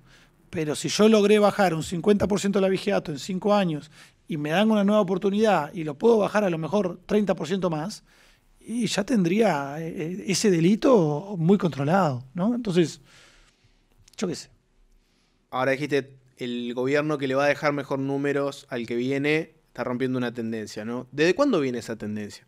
Porque te llevo a la pregunta más genérica, ¿no? Hace poco Robert Silva dio una frase ahí que fue algo así como que el declive empezó en 2005 cuando el Frente Amplio sacó presos de las cárceles. Y para vos, si yo te tuviera que preguntar, ¿en qué momento empezó el declive en materia de seguridad en Uruguay? ¿Dónde lo pondrías? En la salida de la dictadura. Es en la salida de la dictadura. ¿Por Sí. qué? ¿Por qué ahí? Porque las dictaduras se caracterizan, entre otras cosas, por no respetar el Estado de Derecho democrático. Por eso son dictaduras, ¿no? Y eso les permite ser mucho más eficaces en controlar el desorden y el delito, ¿no? Entonces, salvo que seas una dictadura realmente fracasada en todos los ámbitos, como es Venezuela, por ejemplo, lo normal es que vos tengas índices delictivos bajísimos, ¿no? Es el caso de Cuba, es el caso de China, es decir, es el caso normal de una dictadura. Es lo mismo que pasaba en gran parte de América Latina durante los años 70 y 80. Uruguay tenía niveles muy bajos de criminalidad durante la dictadura. Tenés otro tipo de criminalidad que es la del terrorismo de Estado y todo, que como decís vos, te baja el crimen común si querés, a veces sí, a veces no es una garantía porque puedes tener una dictadura totalmente fallida, pero te genera el terrorismo de Estado que genera cosas mucho peores, ¿no?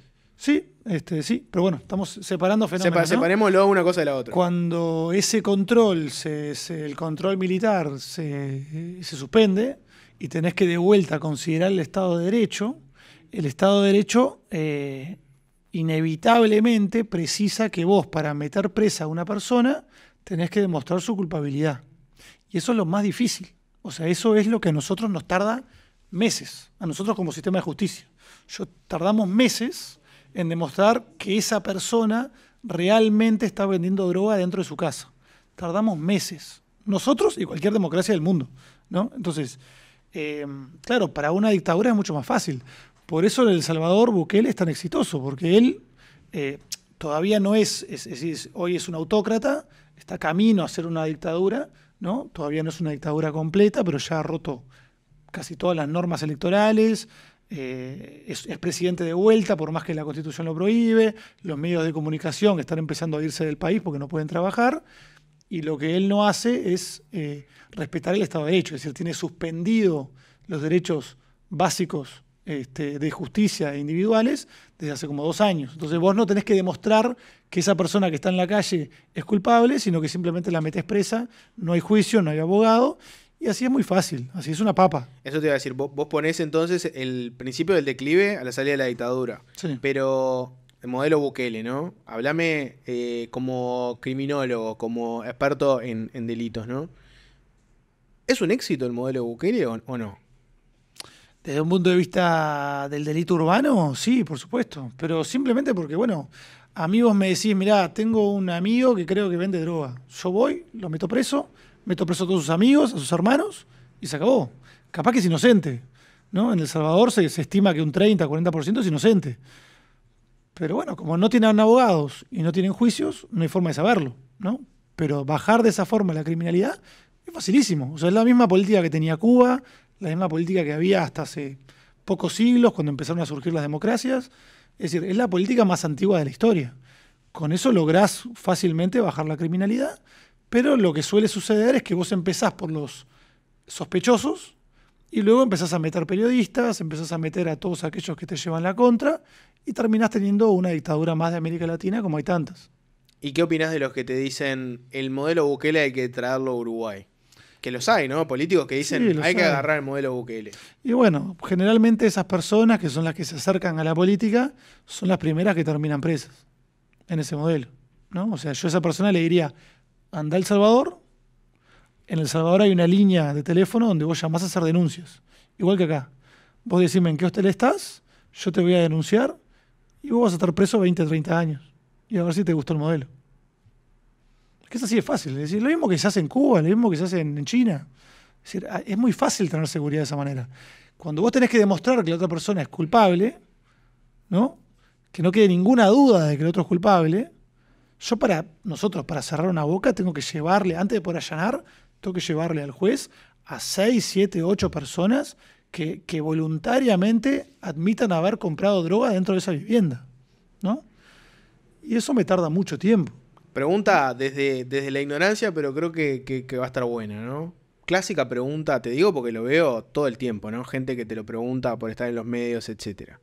Te lo traslado la pregunta a vos, ¿no? ¿Por qué existen lugares donde barrios, zonas, donde todo el mundo sabe que hay una boca en tal lado y esa boca sigue abierta? Por esto que estoy diciendo, porque tardamos meses, literalmente tardamos meses, en poder... El sistema de justicia, ¿no? La policía es una partecita que no dirige la situación. Tardamos meses en que nos den un permiso, una autorización para allanar la vivienda. Y muchas veces se cree que con allanar se acabó el problema. No, allanar es simplemente me permite entrar para que yo encuentre evidencia, ¿no? Muchas veces la evidencia no está. O sea, si los tipos, ese día vendieron toda la droga, se acabó. Yo no tengo nada para probar que es culpable. Si ese día el tipo ocultó el arma, se la tiró desde el patio hacia otra casa, y no tengo nada ilegal para llevarlo preso. Entonces al día siguiente vuelve a abrir, ¿no? Y como todo eso nos cuesta mucho tiempo y muchos recursos, intentamos allanar cuando estamos muy seguros de que vamos a poder ese día, ¿no?, encontrar algo, ¿no? Y eso implica que la persona que lleva la boca sienta la seguridad de que nadie la está investigando, de que se relaje, es decir, tarda muchos meses. Y luego eso hay que sumarle, por supuesto, que en Uruguay es una excepción a nivel mundial porque los allanamientos están prohibidos durante la noche. Eso hace muchísimo, exponencialmente más difícil la situación, porque obviamente la delincuencia trabaja de noche cuando sabe que de noche es impune. Entonces, yo solamente puedo allanar de día. Entonces, si nuestro delincuente tiene un mínimo de inteligencia, un mínimo, o sea, es un ser que está por encima de un simio, lo que va a hacer es decir, bueno, voy a vender la droga durante la noche para que no me sobre nada de día, y si me sobra algo, lo prendo fuego, lo tiro por el water. Y así me aseguro que nunca nadie va a poder llevarme preso. Y tiene razón. O sea, Uruguay en ese sentido es absolutamente excepcional a nivel internacional, y bueno, y lamentablemente mucha gente igual le gusta así. Ustedes lo proponen eso en el documento donde están las propuestas de seguridad de Robert Silva. En ese documento hay una cosa que me llamó la atención, que ustedes analizan el aumento de homicidios, ¿no? Y una cosa que dicen es, aumentó también los llamados ajustes de cuentas Y eso te explica bastante el aumento de los homicidios, porque estamos teniendo otro tipo de homicidios que son estos, ¿no? Pero hay una frase que está interesante, que no me la acuerdo textual, pero lo que dice es algo así como: para la gente en general, el ajuste de cuenta está relacionado con el crimen organizado y el narcotráfico. No siempre tiene ese origen, ¿no? Explícame qué es un ajuste de cuenta y qué es lo que es realmente y lo que la gente se imagina. Bien, mira, está buena esa pregunta porque en el próximo informe, la próxima vez que publiquemos datos del Ministerio del Interior, es decir, en julio, vamos a empezar a presentar los datos de homicidio de una manera diferente. Las categorías van a ser diferentes. ¿Por qué? Porque mandamos a hacer básicamente un diagnóstico epidemiológico de los homicidios. Lo hizo un equipo de investigadores internacionales con Emiliano Rogido como el investigador uruguayo, que lo que descubrió, entre comillas, que nosotros ya lo sabíamos, era que la gran mayoría de los homicidios no están asociados al crimen organizado. Y sin embargo, la clase política, el ministerio a veces también, los medios, los ciudadanos, creen que la gran mayoría de los homicidios se deben al narcotráfico y al crimen organizado, y eso en parte tiene que ver con cómo nosotros presentamos las cifras. Porque tenemos una categoría, que es la mayor, que dice crimen organizado, narcotráfico y ajustes de cuentas. Entonces, todos asumimos que todo lo que está en esa categoría está asociado al crimen organizado, cuando en realidad la mayoría de esos homicidios son ajustes de cuentas que no tienen por qué tener ninguna relación con crimen organizado. Es decir, si vos a mí me debes plata, ¿no?, y yo te mato, porque en algunos barrios la forma de dirimir los conflictos con violencia está totalmente naturalizada, eso es un ajuste de cuentas. Y vos no tenés nada que ver con una banda, y yo tampoco, pero estás en esa categoría, ¿no? Y cuando vemos que la tele dicen, bueno, en no sé qué barrio le metieron un balazo en el pecho a alguien, todos asumimos que es por crimen organizado. Y la mayoría de las veces, el fiscal de homicidios descubre que no, que eran dos personas súper violentas, que una les empezaron a pelear y una sacó un arma y mató al otro, estaban borrachos, estaban drogados, uno le miró a la novia, uno es amigo de no sé quién, uno mató o dañó al hijo de no sé quién y hubo una venganza.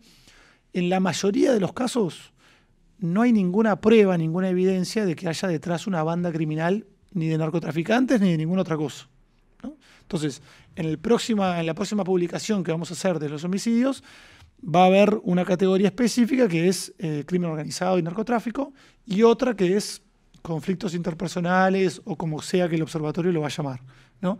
Pero va a estar dividido. Y creo que eso va a empezar a encauzar mejor la conversación. Porque esa investigación nosotros la financiamos en parte para ver cómo podíamos cambiar esa forma de entender el delito, porque da lugar a propuestas de políticas equivocadas. En la cabeza de la gente, ¿no?, está que son bandas criminales que se enfrentan y se van matando una a la otra. Claro, el otro día, de hecho creo que fue en este programa, creo que puede ser que tuviste a Gandini acá. Sí, estuvo Gandini. Bueno, Gandini dijo, tenemos que poner a los militares para combatir a las 50 familias. Y claro, puede ser que muchos uruguayos crean que tenemos 50 familias mafiosas como, no sé, los Sopranos, ¿viste? Una cosa así, con un poder impresionante. Son 50 familias, clanes familiares, de personas que están a esto de la mendicidad. Es decir, no están durmiendo en la calle porque encontraron un currito vendiendo droga, van a morir pronto o los van a meter presos pronto y se acaban y va a aparecer otra. Pero no son unas bandas criminales que la policía no tiene poder de fuego para enfrentar. O sea, en Uruguay no hay ningún tipo de delincuencia que pueda enfrentarse a la policía de forma armada. No precisamos más poder de fuego. A nosotros nos llaman y nos dicen, está pasando un tiroteo en tal lado, mandamos un móvil, mandamos 2 móviles, mandamos 3 móviles. Cuando llegan se acabó. O sea, no vuela una mosca. No vuela, no hay un tiroteo con alguien donde la policía dice, no me da el poder de fuego que tengo, necesito a los militares detrás mío. Eso no sucede. Nunca sucedió y nunca va a suceder seguramente.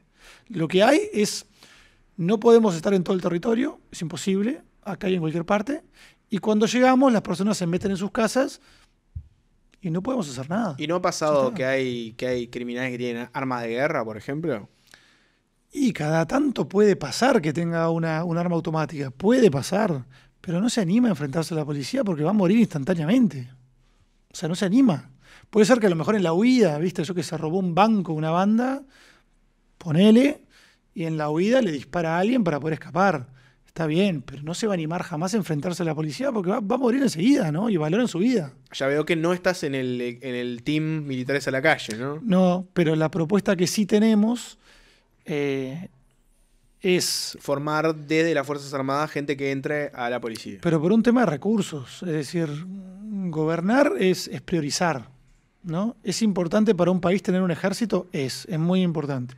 Ahora, somos el país de toda América del Sur con más soldados por habitante. Y a su vez, nuestro mayor problema no es la seguridad interna, ni mucho menos, sino que es la seguridad interna. Y la verdad es que nos faltan efectivos policiales, ¿no? Ojalá no nos faltaran, ojalá pudiera usar ese dinero para ciencia e innovación, o salud, o educación. Pero tenemos un problema que es el que es, y nos faltan policías. En cada seccional, sobre todo de los barrios más carenciados o más críticos, nos falta personal, nos faltan recursos humanos. Entonces, no quiero seguir agrandando el Estado. Me hacen falta 1.500 personas, sobre todo en esos barrios, y por eso me parece que lo mejor es achicar el ejército y, si puedo, para que esas personas no queden sin trabajo, pasarlas a que sean policías a tiempo completo. Es decir, formarlas, capacitarlas, darles los mismos derechos y responsabilidades que tiene un policía y que dejen de ser soldados. Ya está. Hay muchas propuestas de que están en el documento de Robert Silva que quedaron por el camino, pero que están buenas. La pueden encontrar en el documento que está online. Para antes de cerrar, ¿no? Para que nos quedamos sin tiempo. Una política. Estás en campaña. ¿Robert le va a ganar a Andrés Ojeda? ¿Robert Silva le gana a Andrés Ojeda? Y bueno, yo espero que sí, ¿no? O sea, yo estoy en la lista 85600, no solamente apoyo como técnico a Robert, sino que también tengo una agrupación fantástica con Antonio Mansi, que es el director nacional de evaluación del MIDES, que lo podrías inventar el programa. La Mancineta. La Mancineta. Con Desiree Pagliarini. O sea, tenemos una lista con Ope Pasquet, que destaca por lo técnico, por la formación, por la juventud también, y estamos apoyando a Robert, ¿no? Y medio que lo que nos junta a todos los que apoyamos a Robert Silva es la creencia de que este país con mejor educación no va a ningún lado. O sea, no hay ni seguridad, ni futuro, ni desarrollo, ni economía, ni crecimiento, ni nada, si yo no mejoro la educación pública de este país. Eso es lo que nos aúna a todos. Andrés Ojeda es un amigo, es un buen tipo, tiene un gran presente, creo que va a tener un futuro espectacular. Pero yo creo que este país lo que precisa es un liderazgo fuertísimo que ponga la educación pública como prioridad número 1, como jamás se ha puesto en este país. Y Robert es la persona que a mí ya me lo demostró hace rato y que me parece que tiene que ser presidente o estar lo más cerca de la presidencia posible para poder continuar esa transformación educativa, sin la cual me parece que nosotros jamás vamos a salir de los problemas que tenemos. Solamente se van a agravar. Sin desmerecer, ¿no?, a Gurméndez, probablemente se defina entre Ojeda y Robert Silva, ¿no? Y no lo sé también porque las encuestas en realidad no me sirven. Nadie sabe. Capaz que termina ganando Tabaré Viera con el voto de Rivera y le pinta la cara a todos. También. No lo sabemos. Pero también, lo tengo que decir, son todos buenos, yo los conozco a todos, para mí son todos buenos.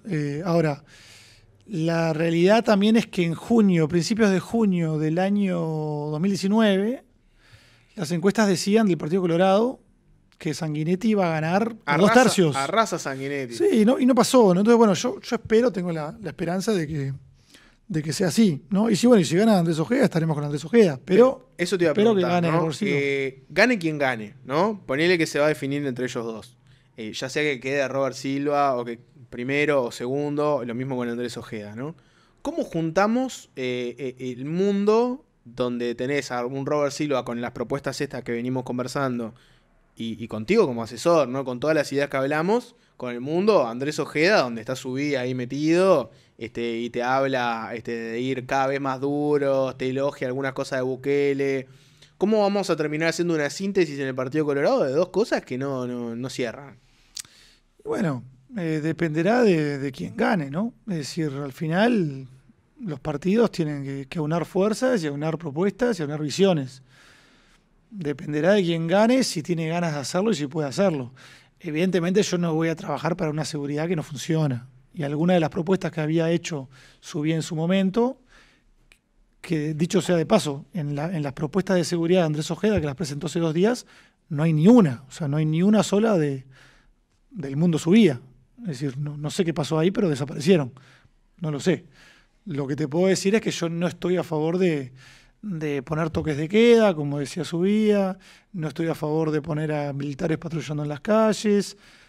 Es decir, de todo eso yo no porque tenga algún problema, no sé, ético, moral con eso, sino porque se ha probado infinidad de veces, siempre con un fracaso rotundo. O sea, hay que ver nomás Ecuador, que puso toques de queda y a los militares en la calle, y cada año desde entonces se le duplicaron los homicidios, se le corrompieron las Fuerzas Armadas, y capaz que va a ser un país fallido, ¿no? Entonces, yo para eso no voy a ayudar. Si gana un Colorado que viene con un libreto de hacer lo mismo de siempre, y vos ahí por lealtad partidaria vas a estar ahí atrás, o vos vas a decir, ¿saben qué? La verdad que déjame en el Ministerio del Interior acá laburando, que estoy tranquilo. No, bueno, es que no lo sé, porque es difícil decirlo, porque es decir, conozco a Andrés y tiene una visión de la seguridad bastante cercana a la mía, ¿no? Entonces... ¿Andrés Ojeda está más cerca de Sanjurjo que de Subía? Y no lo sé, no te sabría decirlo porque tiene a su socio ahí al lado, yo qué sé. Para mí fue una sorpresa, se lo dije, para mí fue una gran sorpresa. Pero bueno, yo qué sé, no sé qué decirte.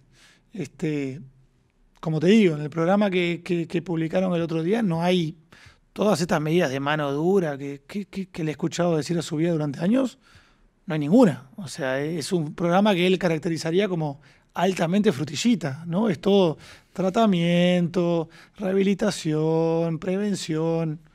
Bueno, yo qué sé, yo con eso puedo trabajar, por supuesto. Creo sí que es un programa, como casi todos los demás, que es, como vos decís, más de lo mismo, ¿no? Y esperamos tener, no sé por qué, los uruguayos siempre esperamos tener resultados diferentes haciendo exactamente lo mismo que nuestros antecesores, ¿no? El programa que nosotros tenemos de Robert Silva es innovador por todos lados. Es decir, son todas cosas, todas las 20, que hoy no se están haciendo y que no hizo ningún gobierno anterior, y que sí hacen desde hace décadas los países donde la seguridad es efectiva y donde todos caminamos por la calle de noche sin ningún problema, ¿no? Entonces, bueno, mi modelo es ese. Mi modelo es, yo me quiero parecer a la seguridad que tiene España, que tiene Alemania, que tiene Francia, que tiene Australia, que tiene Estados Unidos. Me quiero parecer a eso. No me quiero parecer ni a México, ni a Honduras, ni a El Salvador, ni a Cuba, ni a Ecuador. No me quiero parecer a eso. Entonces, yo pongo el país siempre por encima también de lo partidario, y voy a ayudar a quien vaya en esa dirección. Ya está. Y quiero que a mi partido le vaya muy bien, y quiero que el Partido Colorado crezca, y para eso necesito también un liderazgo partidario fuerte y comprometido no solamente con el país, sino con el crecimiento del partido, ¿no? Y eso a mí me lo asegura Robert Silva. Entonces, por eso espero que ganemos las internas. Bueno, muchas gracias por haber estado, Diego. Después del 30 vemos si volvés para un round 2 o si tengo que llamar a Subía. Ya lo vamos a averiguar. Muchas gracias. Vamos arriba. Un placer.